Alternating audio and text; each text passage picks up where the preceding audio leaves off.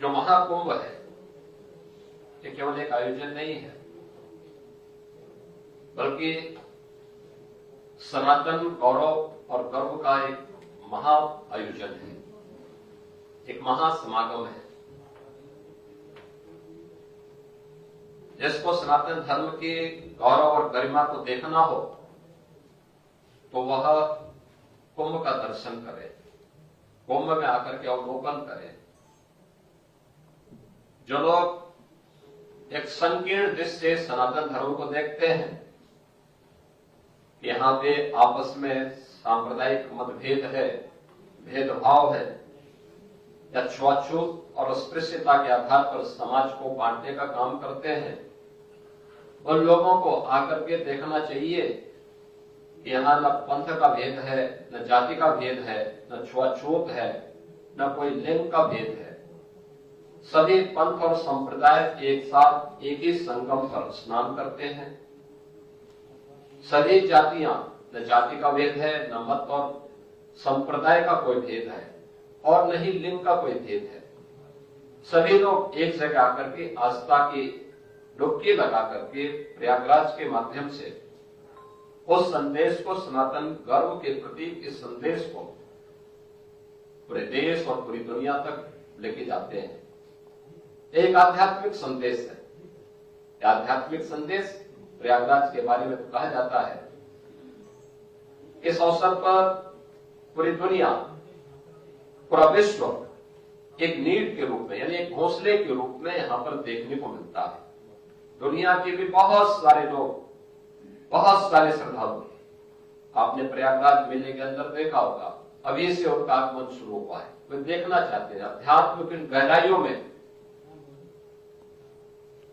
उन्हें डुबकी लगाने और उसके रहस्य को समझने के लिए उन लोगों के द्वारा भी से प्रयास प्रारंभ किए गए हैं।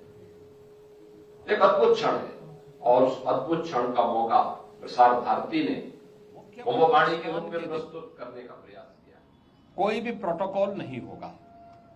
पूज्य संतों के लिए, श्रद्धालुओं के लिए यहाँ पे स्नान की व्यवस्था के लिए सभी लोग लगेंगे। सभी स्नान पर संतों के स्वागत के लिए, श्रद्धालुओं के अभिनंदन के लिए सरकार के स्तर पर, मेला प्राधिकरण के स्तर पर पुष्प वर्षा की व्यवस्था भी रहेगी और उसके लिए हम लोग पूरी तैयारी कर रहे हैं, क्योंकि ये दुर्लभ संजोग है। उस दुर्लभ संजोग के साक्षी बनने के लिए देश और दुनिया से जो भी श्रद्धालु आएगा उसको उस प्रकार का अवसर मिलना चाहिए। प्रकृति और परमात्मा की कृपा से, भगवान प्रयागराज की कृपा से, द्वादश माधव की कृपा और माँ गंगा और माँ यमुना की कृपा से ये पूरे कार्यक्रम सकुशल संपन्न हो। आज इस दिशा से मैंने यहाँ बैठक की है, पूजा भी की है और आप सबके सहयोग से इस पूरे आयोजन को पूरी भव्यता के साथ यहाँ पे आयोजित करने का गौरव यहाँ पे डबल इंजन की सरकार को प्राप्त होगा, प्रयागराज मेला प्राधिकरण को प्राप्त होगा और प्रयागराज वासियों को प्राप्त होगा।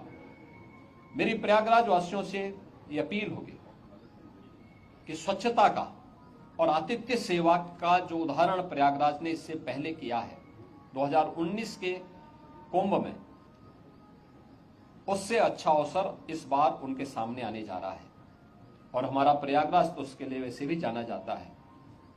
तो आतिथ्य सेवा के साथ साथ स्वच्छता का एक उत्कृष्ट उदाहरण प्रयागराज प्रस्तुत करेगा। इस विश्वास के साथ मैं वर्ष 2025 की अपनी मंगलमय शुभकामनाएं प्रदेश प्रयागराज कुंभ में आने के लिए उत्सुक है।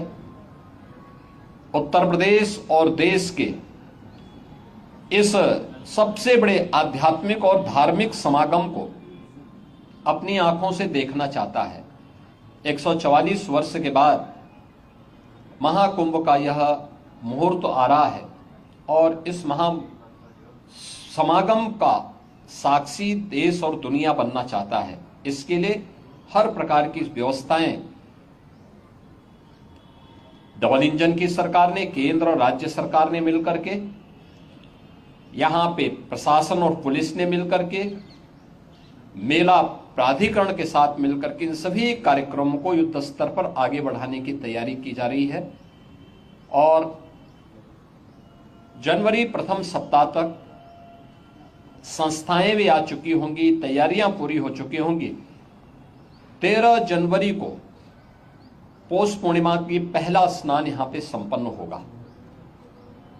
मकर संक्रांति 14 जनवरी को दूसरा स्नान यहां पे होगा, जो अमृत स्नान भी होगा, जिन्हें साई स्नान कहते थे। 29 जनवरी मौनी अमावस्या, ये मुख्य स्नान में से एक है जिसमें सबसे ज्यादा भीड़, हमारा अनुमान है कि 6 से लेकर 8 करोड़ श्रद्धालु यहां पर उस दिन आएंगे और उस स्नान में, यहां पे अमृत स्नान में सहभागी करेंगे। यह एक बड़ा आयोजन कुंभ का होगा और एक बहुत पवित्र मुहूर्त भी होगा। 3 फरवरी बसंत पंचमी है, फिर 12 फरवरी और 26 फरवरी ये 2 अतिरिक्त स्नान फिर यहां पे होंगे। कुल 6 स्नान होने हैं।